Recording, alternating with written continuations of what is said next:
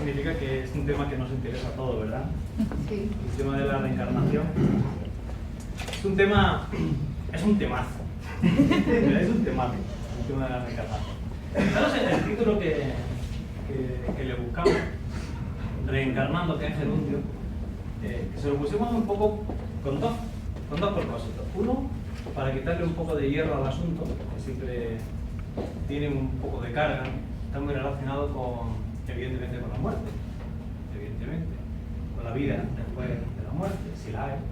Y después porque lo de gerundio es decir, que es algo que va continuamente ocurriendo. Parece ser que va ocurriendo. Si se habéis leído,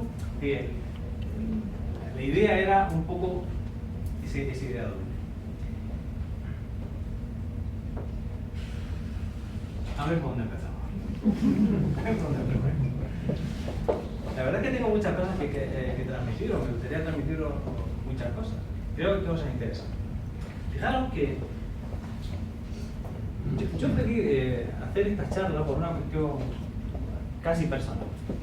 Yo creo que a todos nosotros, cuando hay un ser querido que se nos va, o cuando te encuentras en una situación difícil, vitalmente complicada, las preguntas llegan, ¿no? Y bueno, ¿y ahora qué?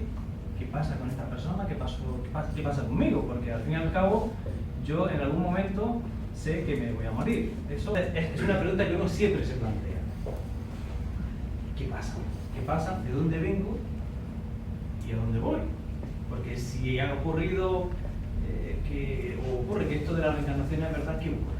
Además, los ciclos de la vida, los ciclos en la naturaleza, nos dan a entender que el ciclo vital es en todos los seres vivos, no solamente en las plantas, en los animales, el día y la noche, hay ciclos de fertilidad, hay ciclos para las aves. ¿Es una ley de la vida, la felicidad? Yo creo que sí. Yo creo que está presente continuamente en un montón de aspectos. Y esos aspectos creo que también son aplicables al ser humano. Es más, ¿son aplicables a la historia? Creo que también. Y diréis, bueno, ¿qué tiene esto que ver? Yo creo que tiene mucho que ver.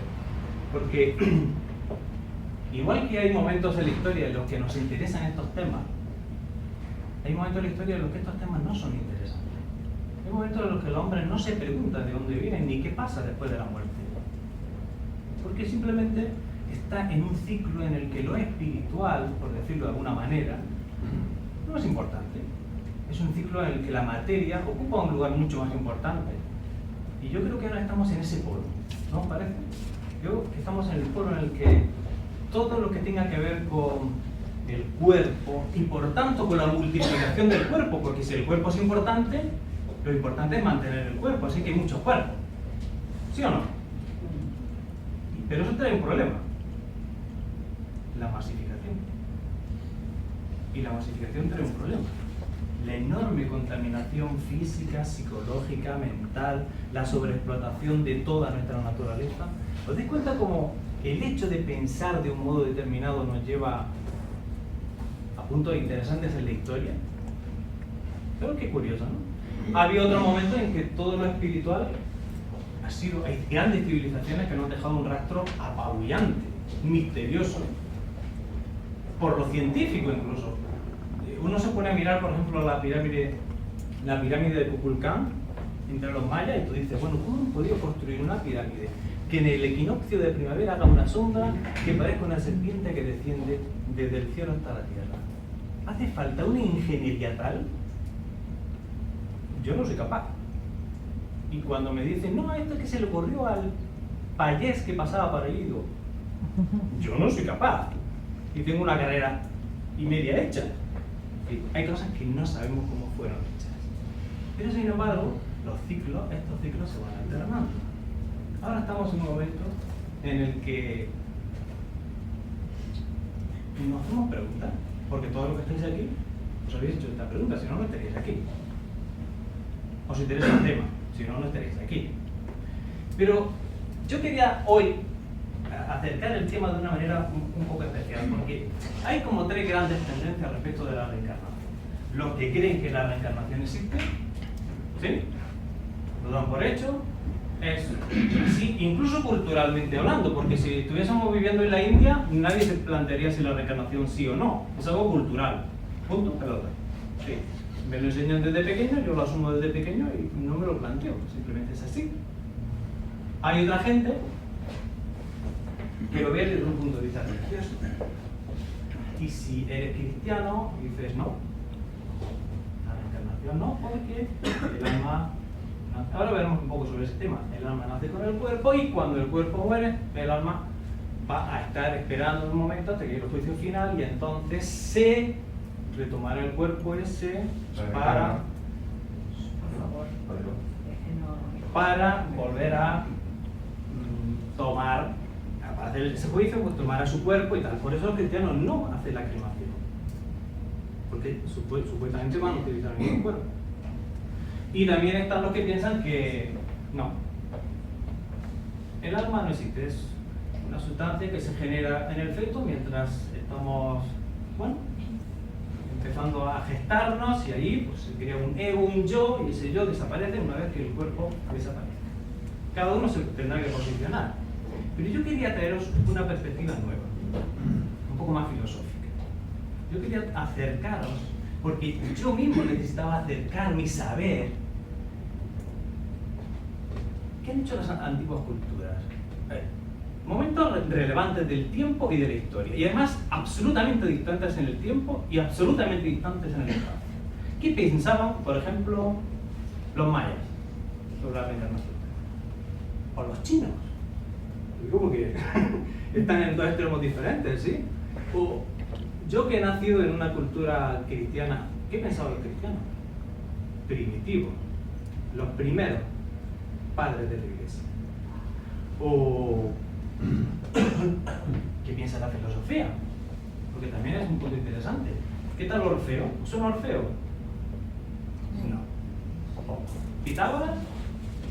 Aparte del teorema por otra cosa. ¿Platón? Ahora sí.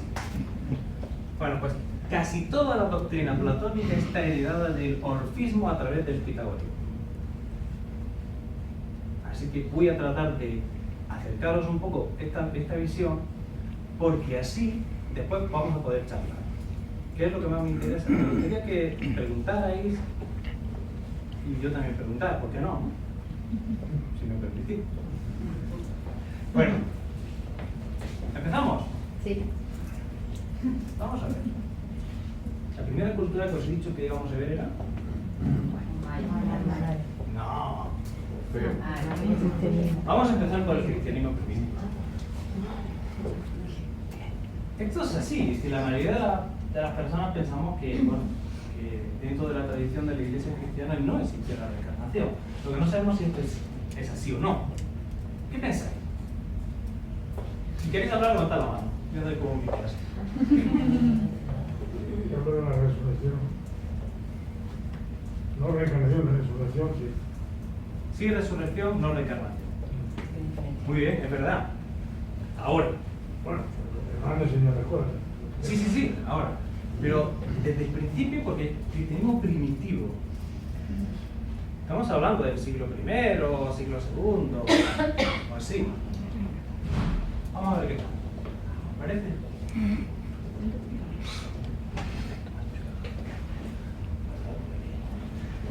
Primero, el cristianismo se originó en un momento muy especial. Tenéis que pensar, primero, que estaba el Imperio Romano. El Imperio Romano era muy ecléctico respecto de los cultos. Llegaba a un sitio, lo conquistaba, pero permitía que el culto siguiera, el culto se mantenían y además interaccionaban, siempre y cuando hubiese respeto entre ellos. Eso permitió precisamente que el cristianismo aflorara y es más, que se extendiera a través del Mediterráneo y que hubiese una mezcla muy tolerante al par que muy sincrética. Había muchos cultos, ¿vale? Pero también estaban los misterios. ¿Qué eran los misterios? Era una religión diferente, por decirlo de alguna manera. A través de unos ritos se trataba de enseñar determinadas cuestiones de la vida, la muerte, del ser humano, del cosmos, no al alcance de todo el mundo. No por nada, sino porque no todo el mundo estaba dispuesto a hacer el esfuerzo de alcanzar ese conocimiento, de esforzarse para llegar a él. Y había una gran influencia de las ideas platónicas.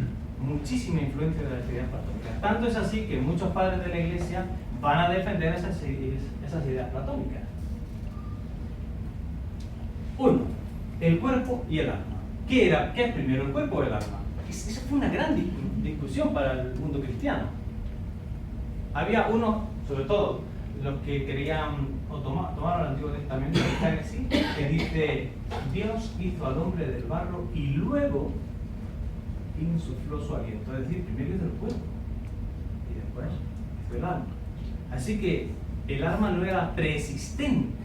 Y si el alma no era preexistente, no podía haber reencarnación.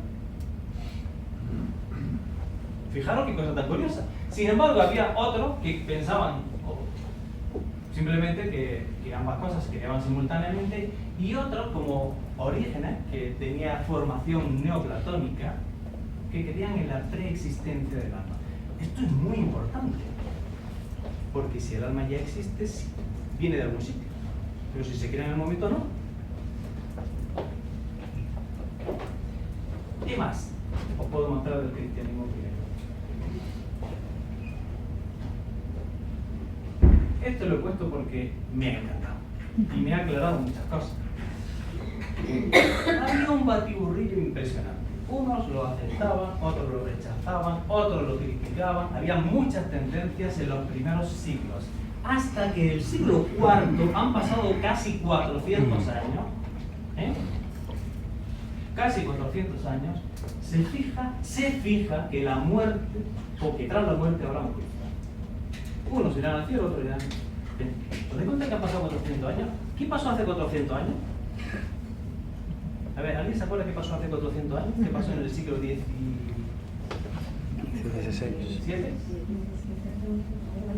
¿Os imagináis que alguien en el siglo XVII hubiese alguien y que nosotros ahora determinamos algo que ese señor dijo hace 400 años? 400 años. Pero esto no acaba aquí.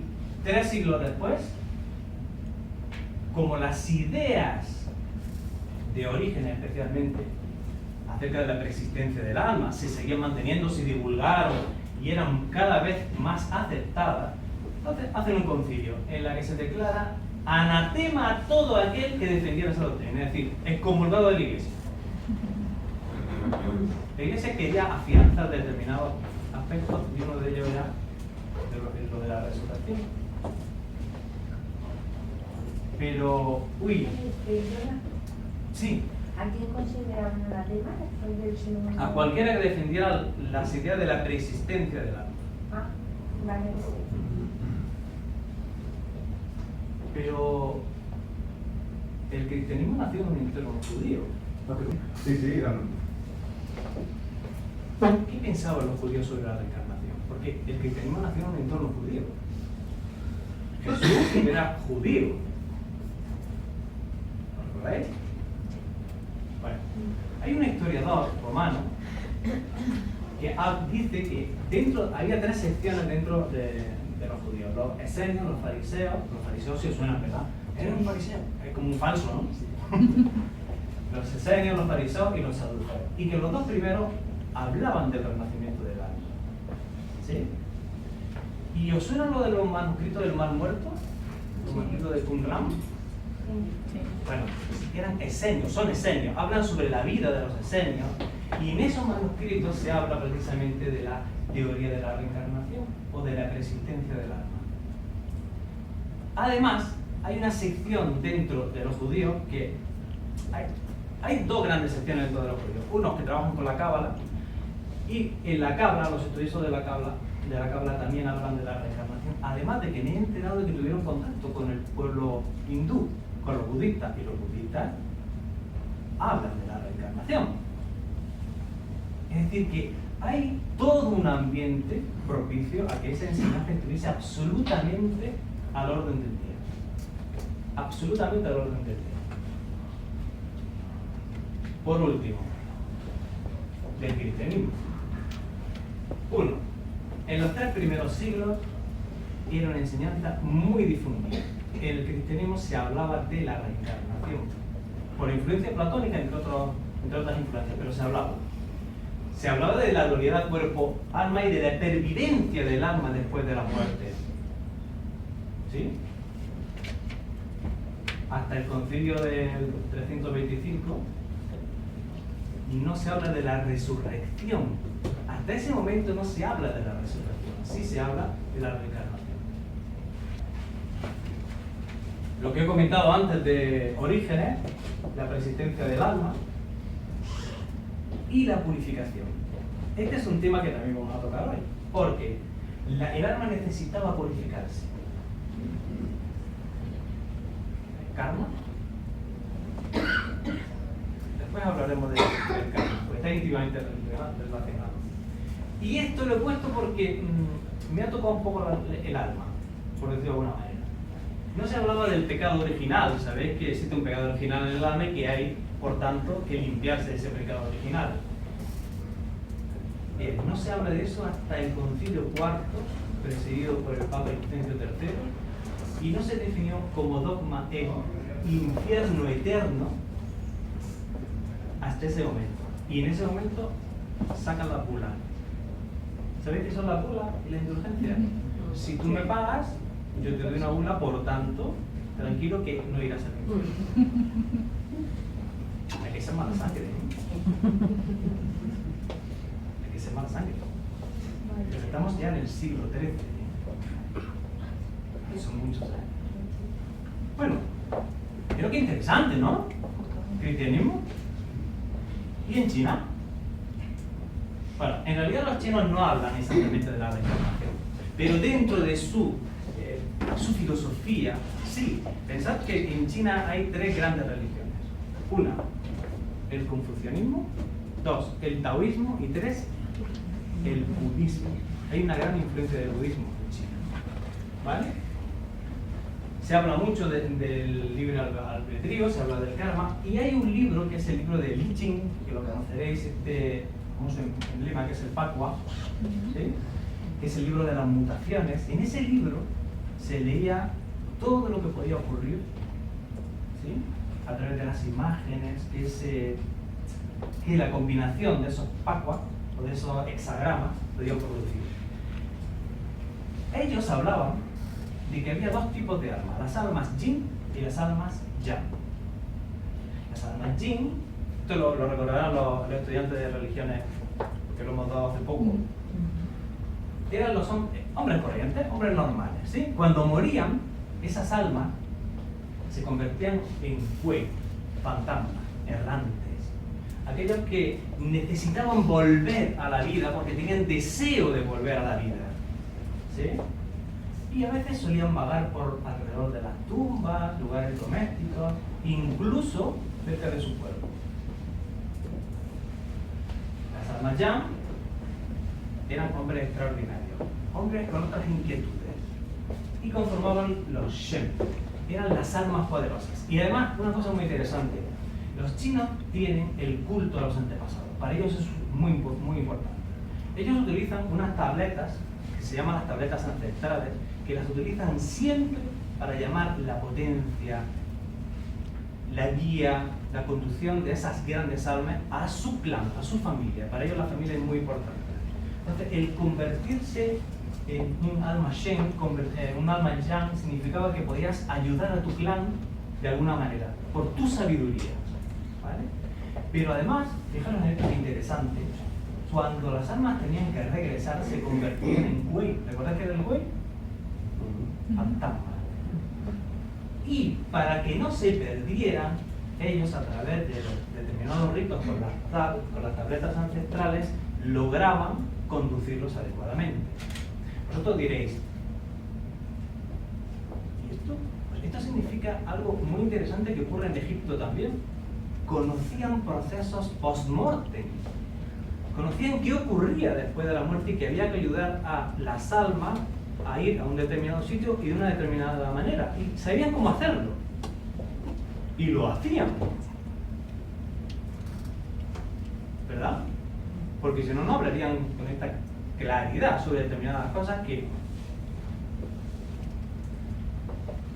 Estos son los chinos. ¿Y los mayas? Bueno, a ver. Todo el mundo, cuando piensa en los mayas, ¿en qué piensa? El calendario maya, Calendario. fin del mundo. 2012. Sí, ¿no? Pero es muy interesante, ¿sabéis por qué? Porque en el fondo estamos hablando de un cierre de ciclo. Para ellos el tiempo es sagrado, es muy importante. De hecho, todo el universo se sustenta en el tiempo.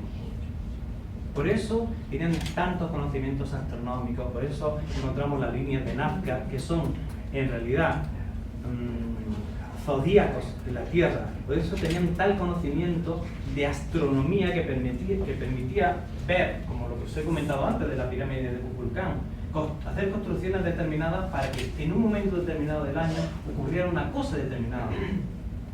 Para eso hay que tener un gran conocimiento astronómico.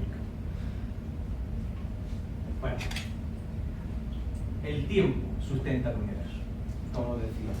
Y por tanto, eran muy conocedores de los ciclos. Todos los ciclos vitales, el cosmos se mueve en ciclos y por tanto la Tierra y el ser humano se mueven en ciclos. Así pues, la vida y la muerte, que son parte de la ciclicidad del ser humano, es normal. Y asumían la muerte como un hecho absolutamente normal, como un cambio de ciclo. ¿Y qué era el alma para ellos? Se estaba investigando a ver qué encontraba acerca de esto. Decían, es un fluido que da energía y carácter a un individuo.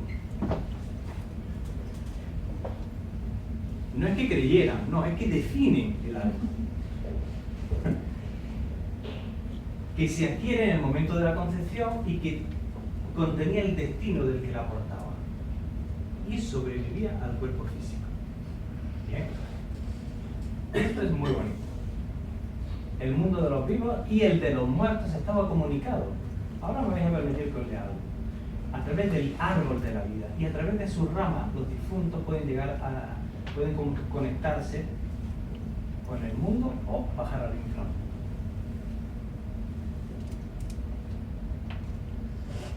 Me falta algo. Bueno. Tenían un gran conocimiento también de la vida por muerte. Fijaros cómo hablan de que el alma de los niños parte más fácilmente que la de los adultos, etcétera, etcétera, etcétera. Hay un mito que os voy a, si me permitís, os voy a leer ahora.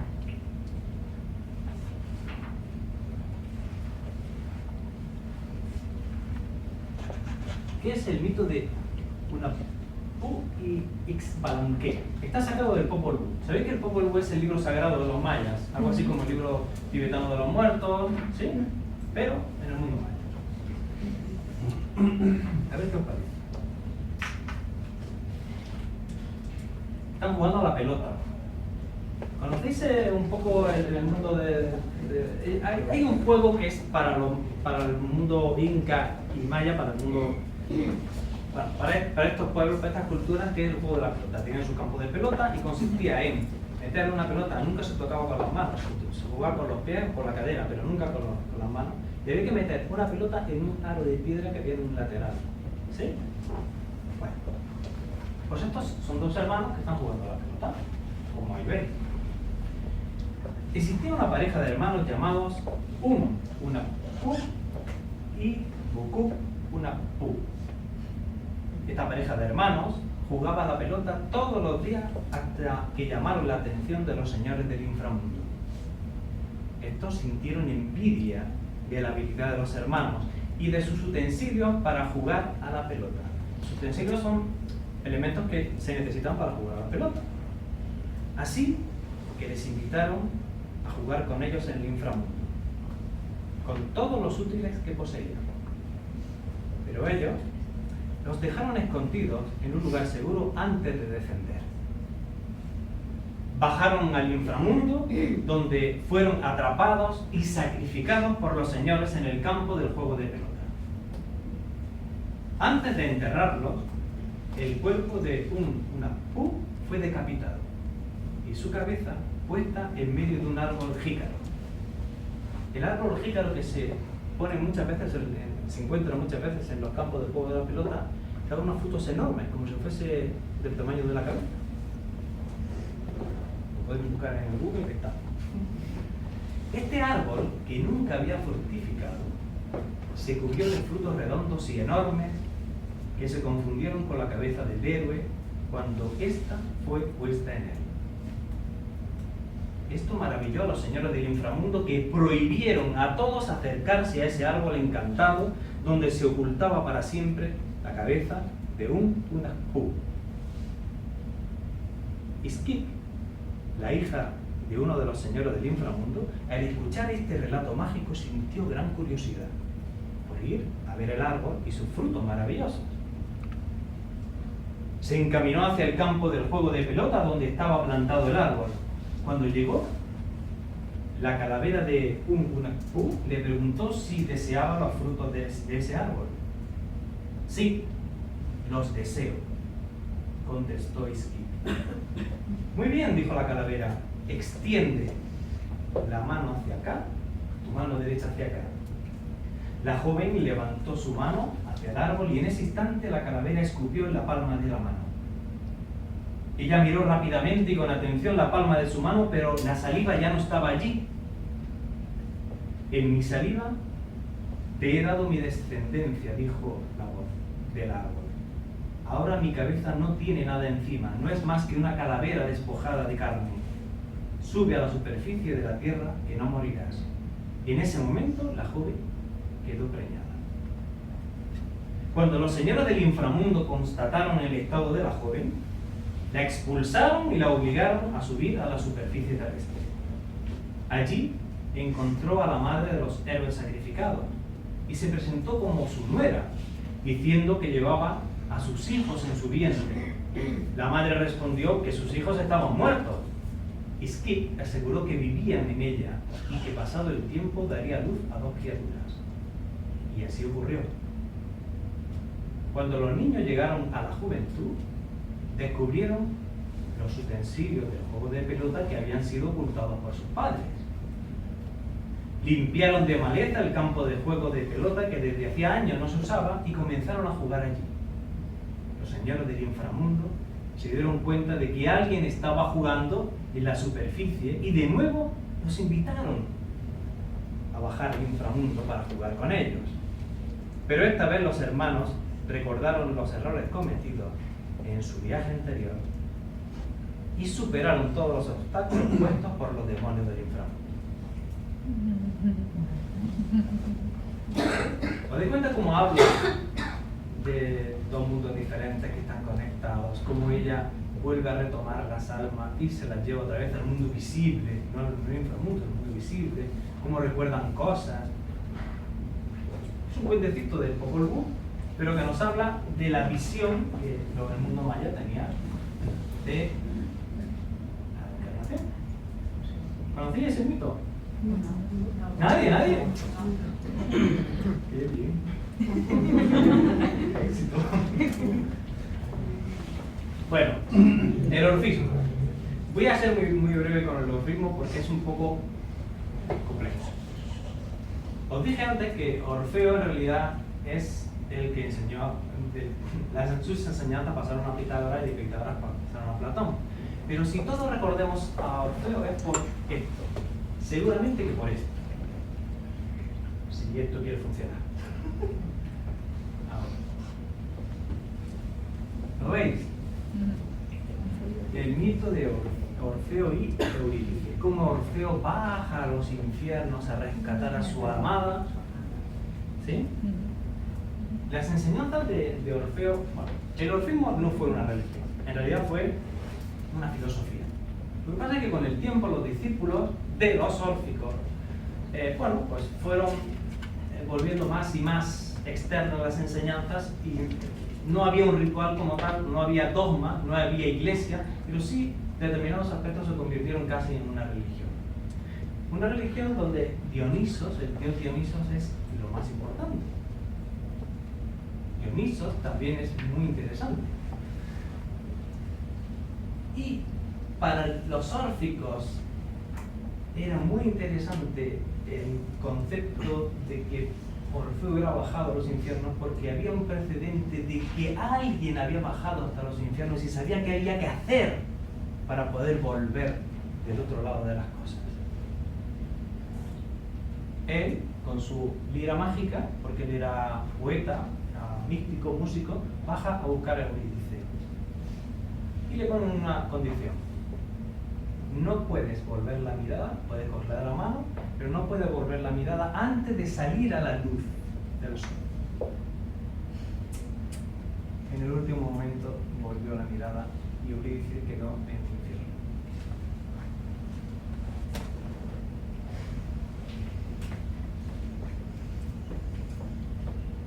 Bueno, algunas conclusiones que os quiero traer para que podamos charlar. Una, en todas las civilizaciones destacadas se ha hablado de la reencarnación. Estaba entre sus enseñanzas fundamentales. Este es el papiro de Ani, entre los egipcios, donde se pesa el corazón. Se pesa el corazón del difunto. Aquí está el difunto, acompañado por Anubis. No he querido hablar del mundo egipcio porque es tan obvio que quería traer alguna cultura que no fuesen tan obvias. Aquí el mito que os he contado, aquí Orfeo. Pero no solamente en las antiguas civilizaciones, sino también en las antiguas religiones, en el principio de casi todas las religiones aparece esa enseñanza, no importa cuál. Si os ponéis a investigar, veréis que está. Pero hay más. Hay cosas comunes en todas estas religiones y filosofías. Hay una naturaleza doble en el ser humano. Una parte sutil, pero poderosa, y una parte densa, pero moldeable. La primera tiene naturaleza perdurable, la otra circunstancial. Por eso os he puesto las huellecitas en la playa. Nosotros no vemos el pie, solo vemos las huellas en la arena. Pero el pie que crea las huellas en la arena es lo importante, es lo perdurable, es ese triangulito hacia arriba. Y además, cuando pase el ciclo, las horas borrarán esa huella. Otra conclusión interesante. Existe un método en la naturaleza para desarrollar y purificar el alma. Lo que ellos llamaban reencarnación o transmigración. Y es imprescindible vivir para aprender. No basta con conocer. Aquí lo importante es lo que haces, no lo que piensas. Tú puedes... El otro día me pusieron un ejemplo muy bueno acerca de esto. Con el deporte. Venga, vamos a correr 100 metros lisos. No, si es que lo pienso muy bien. Digo, sí, pero vamos a correrlo. Sí, pero vamos a correrlo. La práctica es importante porque en el fondo, última conclusión, cada uno es el responsable de su propia vida y la construye. Y por eso la moral es tan importante. Esto es karma. Que sería para hablar porque claro, la encarnación y karma están íntimamente relacionadas. ¿Pero qué es el karma? Yo que me dedico a dar clases, muchas veces encuentras a los alumnos que dicen, ¡ah, te ha pasado por karma! Que es lo mismo que si te dijeran, Dios te ha castigado. Solo que le han cambiado el nombre. Así que no entendemos realmente qué es el karma. Es una ley de la vida. Igual que la gravedad. No tiene personalidad. No te cae bien ni te cae mal. Si tú te caes del tejado, la gravedad ha sido mala contigo. ¿Ha sido buena contigo? No, es una ley. Es una ley de causa y efecto. Todas las cosas tienen un destino. Todos los seres humanos hemos venido a algo. Cuando no lo encuentras, vas probando. Entre el error y el acierto está esa posibilidad, ¿no? Y el karma te va ayudando. Es como un guía. Te enseña, aprende. No es algo extra. Por lo tanto, nosotros somos los responsables de nuestra vida y por lo tanto los responsables de nuestra próxima vida. ¿No? Según esta ley. Aquí está. Y ahora, si queréis, podemos hablar. O me podéis preguntar.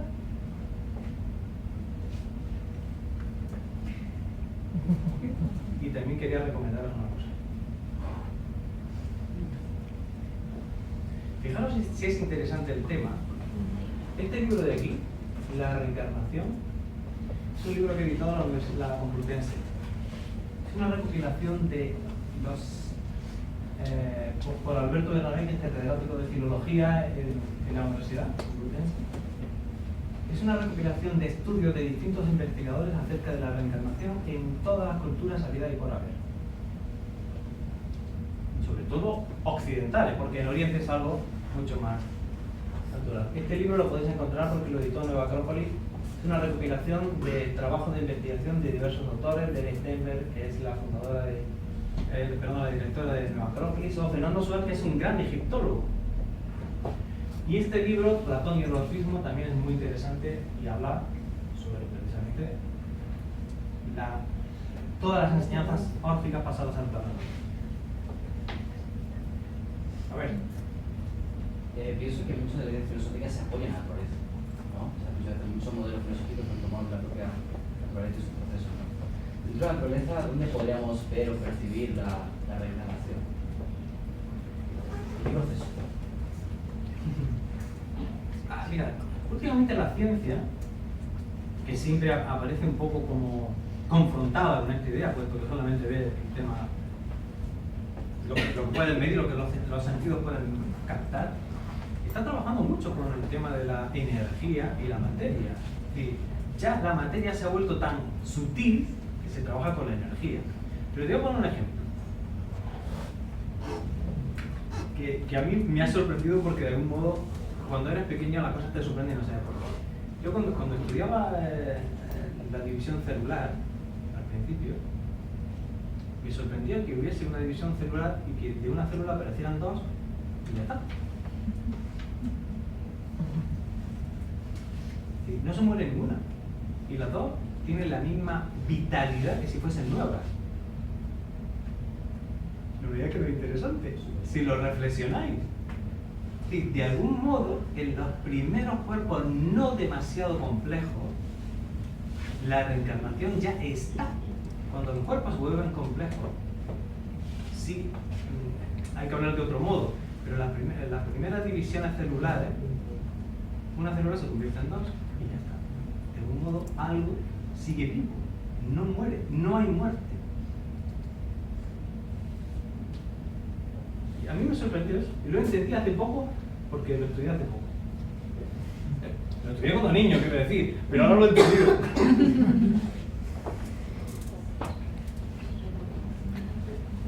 Sí, todas las culturas hablan de la reencarnación, pero ninguna cultura habla del proceso. Sí. Hay datos acerca del proceso. Existe una voluntad también personal en la aspiración de decir voy a hacerlo o no, o hay alguna tutoría por encima de todo eso.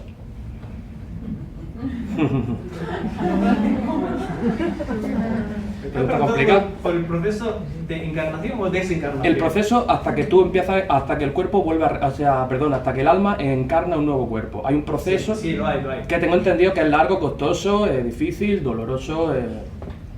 No tengo entendido, que yo no lo he vivido. Sí, desde luego que sí. A ver, lo que pasa es que ya entramos en otro aspecto que yo no quería tocar, porque si os dais cuenta no he tocado los aspectos ni psicológicos ni esotéricos. Y no lo he hecho adrede. Ahí, dentro de Nueva Acrópolis tiene un gran programa de estudios. En su programa de estudio hay una asignatura que es Introducción a la Sabiduría de Oriente 2, donde se estudia en eso en concreto. ¿Cuál es el proceso de encarnación? ¿Y en qué consiste? Te puedo decir que parece ser que Platón lo recoge en el Fedón, las almas aguardan en un lugar a encarnar, y ese lugar es el cinturón de Venus, lo que conocemos como el cinturón de Venus. Recordad que hemos empezado diciendo que hay ciclo de materialidad y ciclo de espiritualidad. Cuanto más cuerpos hay, más necesidad de cuerpos hay. Y dicen que el número de almas es fijo. ¿Vale? Tienes que continuar. Entonces el aumento de la población es un problema, ¿no? A la vista está. Pero a la vista está incluso en las cuestiones más básicas. hay millones de personas que no tienen para comer. Una cosa básica, es decir, no nos vamos a ir muy arriba. Creo que moralmente, que es donde lo que yo quería subrayar, todos tenemos algo importante, algo que hacer, algo en que apoyarnos, y de eso va a depender no solamente nuestro día de mañana, sino probablemente nuestra propia vida futura. Yo no me acuerdo de si yo dijera la reencarnación existe, estaría mintiendo, porque yo no me acuerdo, lo cual agradezco. No porque lo tema, sino porque todos nos imaginamos maravillosos, ¿no? Es decir, yo he sido, no sé, un gran intelectual, ¿y si has sido un asesino? ¿Y te quieres acordar tú de eso? Yo no. Pero es algo personal. Sí existe un proceso, evidentemente. Y también para la desencarnación. Es decir, todo cambio de estado es delicado. Nacen los niños, ¿lloran los niños al nacer? ¿Sí? Los hacen llorar. Los hacen llorar, evidentemente, para que... Todos venimos llorando a este mundo. Y probablemente venimos llorando a este mundo porque no sabemos que nos vamos a encontrar. Y no puede pasar lo mismo por otro lado. Pero igual que aquí no hay gente que nos está esperando, no nos estará esperando alguien del otro lado. Alguien que nos quiere decir, por simple analogía, por lógica. Si, como hemos dicho al principio, lo que estamos viendo de todos nosotros no es más que una parte de nosotros, que no es la importante, no es la poderosa. ¿Sí o no? Esa otra parte que además tiene capacidad para crear un cuerpo diferente en cada uno de nosotros, con aspectos diferentes. Tendrá muchas capacidades que igual no conocemos y que en esos momentos sacarán. Sí. Yo, si te parece, no te voy a hacer una pregunta, pero quería resaltar algo que has dicho en la conferencia que a mí me parece de lo más interesante. Bueno, dos cosas. Primero, me parece fantástico, maravilloso que podamos ver que a lo largo de la historia de la humanidad, en todas las culturas, se habla de que el ser humano es algo trascendente, que hay una parte de él que tiene la posibilidad de volver a aprender. Eso lo dice toda la cultura y me parece que deberíamos pensarlo para romper ese miedo a la muerte que tenemos, ese terrible miedo a la muerte porque es desconocida, porque nos parece que es que hay como un final de algo, en realidad es una puerta que se cierra y otra que se abre, ¿no? Me parece interesante que lo asimilemos como algo importante para afrontar la vida. Y segundo, que quiero resaltar de lo que has dicho. Nosotros construimos nuestra vida, pero es importantísimo saber que lo que estemos haciendo con esta vida, que lo has dicho muy bien y que me parece maravilloso, es lo que hacemos con esta vida, es lo que vamos a hacer en la próxima vida, si es que partimos de que la reencarnación es algo. Entonces, creo que como estamos en una escuela de filosofía, me parece que ese aspecto hay que resaltarlo, o sea, ¿qué estamos haciendo con nuestra vida hoy, en este momento? No lo que sabemos, que es maravilloso saber cosas, ¿qué estamos haciendo con nuestra vida? Porque además de lo que estamos viviendo, estamos construyendo la siguiente. Entonces, creo que es importantísimo ese punto de reflexión, porque no se queda aquí esto, sino que estamos construyendo quiénes vamos a ser próximos. Me vas a permitir. ¿Todos conocéis a Elena Blavatsky? Sí. ¿Por lo menos suena? Sí. Una gran investigadora, periodista, viajera, filósofa, acercó todo el conocimiento oriental a Occidente cuando en Occidente el conocimiento y la sabiduría oriental eran muy desconocidas. Bueno, pues hablando sobre el karma, que es en realidad sobre lo que estamos hablando, dice así: nuestros deseos, nuestros pensamientos, nuestros actos, nuestras aspiraciones son los que, por virtud de la ley del karma, nos vuelven a traer repetidas veces a la vida terrestre, determinando la naturaleza de nuestro renacimiento. Somos nosotros mismos quienes forjamos nuestro porvenir y labramos nuestra futura felicidad o nuestra futura desdicha. El destino es inevitablemente nuestra propia y exclusiva obra. Interesante, ¿no? Nuestra propia y exclusiva obra. La reencarnación es un método, solamente un método. A veces nos perdemos en los métodos y olvidamos que son medios para llegar a algún sitio. Medios, no finalidades. Es un mecanismo de la naturaleza. Como el día, vamos a ver, un símil. ¿Todos habéis dormido esta noche? Más o menos, ¿no? ¿Sí o no? Sí, no. Ah. Bien, ¿os acordáis de lo que pasó ayer? A ver, ¿qué comiste hace 2 días, a mediodía? ¿Alguien se acuerda? Ministra. Eso es que tú comes siempre menestra. Porque yo no me acuerdo. Y estoy seguro que la mayoría de vosotros no. Y si nos echamos para atrás 2 semanas, no. ¿Cómo queréis acordaros de la vida anterior? Vamos. Es que no puede ser. Es una cuestión muy simple. Si la naturaleza tiene sus velos, es verdad, pero nosotros no ponemos la suficiente atención y conciencia en cada una de nuestras cosas y actos como para acordarnos de todo lo que hacemos. La vida y la vida en general, vida-muerte, y el día y noche son muy parecidos. Fijaros que los griegos tenían a 2 dioses que eran hermanos. Tánatos, la muerte, e Hipnos, el sueño. Eran hermanitos. ¿Sí? Y cuando tú te duermes por la noche no es una pequeña muerte. ¿Sí? Y al día siguiente, ¿piensas de una manera diferente? ¿Sientes de una manera diferente? No, básicamente igual. ¿Sí o no? Sí, hombre, si no, hay un problema de esquizofrenia. Básicamente igual, ¿sí o no? Si hay algo que te preocupa, te sigue preocupando hasta que no lo resuelves. Si hay algo que te preguntas, te lo sigues preguntando, pues igual con lo demás, solo con un ciclo mucho más amplio. Es exactamente igual. Como arriba es abajo, dice el Kybalión. La analogía es una de las enseñanzas interesantes para aprender. Como arriba es abajo. Pensadlo y verás que es así. Porque no puede haber tanta diferencia. No nos acordamos de nada de lo que pasó por la noche, ¿verdad?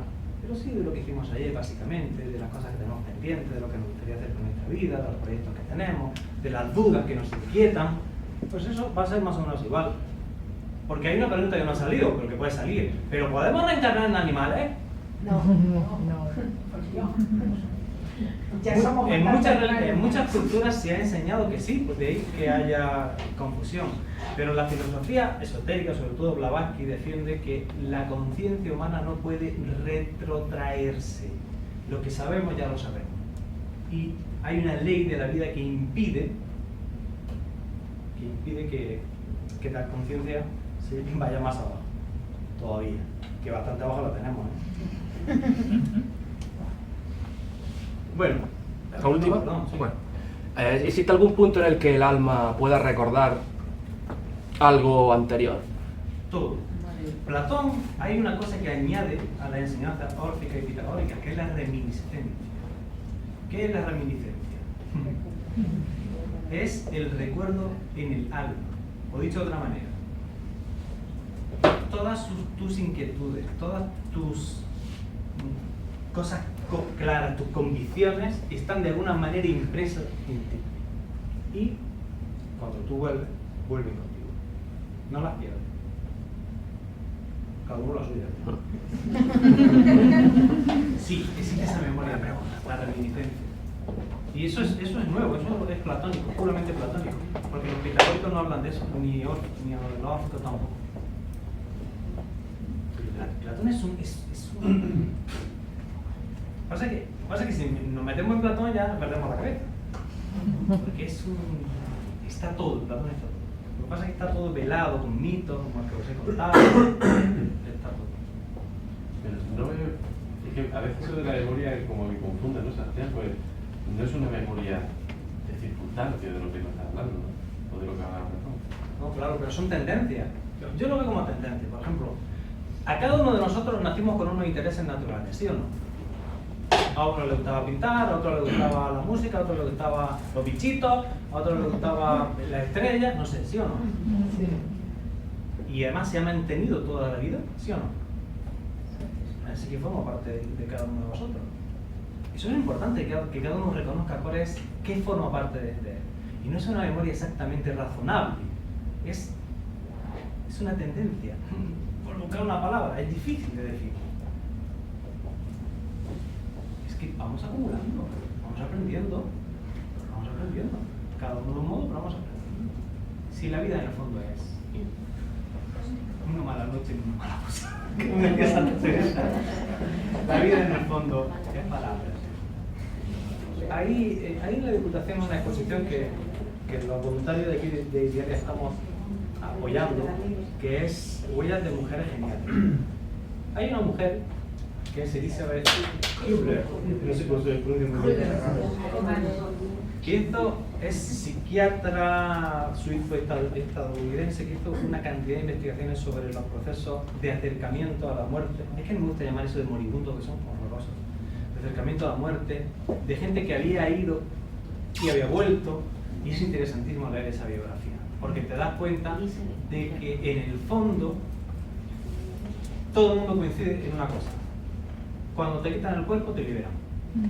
Ya no tienes dolores. Para empezar, no tienes dolores. Cuando tienes más de 50, si no te duele algo, que te has muerto. ¿Es verdad? Entonces, todo el mundo coincide en determinadas cosas, y una de ellas es que el cuerpo es una sepultura, como decía Platón. Y como decían los pitagóricos, el cuerpo es una limitación para el ser humano. Pero el alpar es una herramienta fundamental para poder vivir y tomar experiencia, que es para lo que estamos aquí, para aprender. Por eso creo que es muy importante, y subrayo, y aquí lo dejamos, que la moral está antes que la espiritualidad, mucho antes. Yo prefiero, personalmente y como filósofo, a la gente que trata de vivir en base a una ética profunda, vivir cotidianamente con todos sus esfuerzos, a ser un santón espiritual al cual no se le puede pedir nada porque está en contacto con Dios. Pues quédate con Dios. Bueno, muchísimas gracias.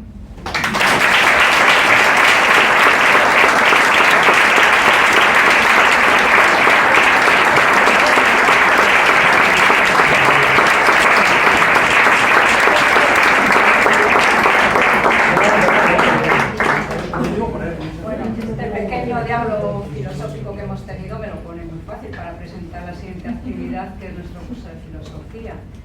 Y a todos aquellos que están interesados en estos temas y se han quedado un poco con la miel en los labios de profundizar más en este y otros temas, pues les invito a la presentación